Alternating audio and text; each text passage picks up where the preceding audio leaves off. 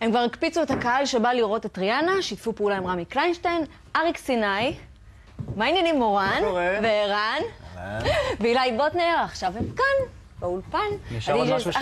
הכי חמים בשוק. מה, אתם רוצים פסטה? אחרי זה ניקח. תלוי איך תהיו. אם תקפיצו אותי, אני אביא לכם מוקפץ. עשינו עסק? אחרי הטרמפולינות זה בעייתי. אתם די-ג'אים. נכון, די-ג'אים ובעצם פרודוסרים, לא רק די-ג'אים, גם יוצרי מוזיקה. ומה מייחד אתכם מדי-ג'אים אחרים? שאנחנו גם פרודיוסרים. והמוזיקה? המוזיקה היא גם מוזיקה שלנו, שאנחנו יוצרים בעצמנו ומנגנים, כולל שיתופי הפעולה והרמיקסים עם בוא נגיד 70% מהאומנים בארץ. כן. גם מחים, כל מיני כאלה שכבר זה, וגם בגלל שאנחנו מפיקים, יש לנו את האפשרות לבדוק את מה שאנחנו עושים. מחים כי אתם לוקחים שיר ועושים לו... אנחנו השתלטנו על השוק בארץ, בקיצור. עובדים עם כולם, רמי קליינשטיין, אריק סיני, גלעד סגב, התקווה בוסקילה, כן. כולם פונים אלינו שנעשה להם את הרמיקסים. כולם עכשיו עושים רמיקסים?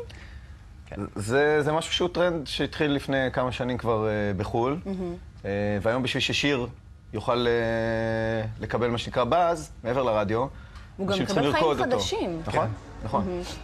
אנחנו בעצם גם מקליטים מחדש את הזמרים, ואז השיר, בגלל שהוא יותר קצבי, הזמר שר אותו כבר אחרת. צריך להקליט את זה מחדש? זה לא לפעמים כן ולפעמים לא, עושים? זה מאוד תלוי בשיר. אם צריך פתאום לשנות את המהירות של השיר או זה, אז לפעמים עדיף להקליט מחדש את ה... תראו אתכם!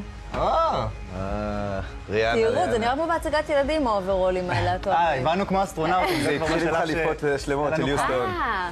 זה ממש מופע. כמה אנשים הקפצתם פה? אני חושב שהיה איזה 18? 18,000? כיוון של 20,000 איש, כן. זה החימום של ריאנה? כן, ממש לפני שריאנה עלתה. ריספקט.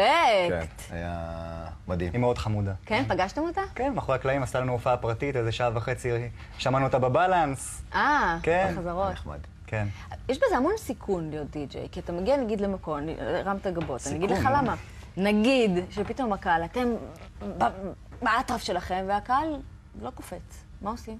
או שיש תמיד את ה... שלא משנה מה. שמור בית הצורך.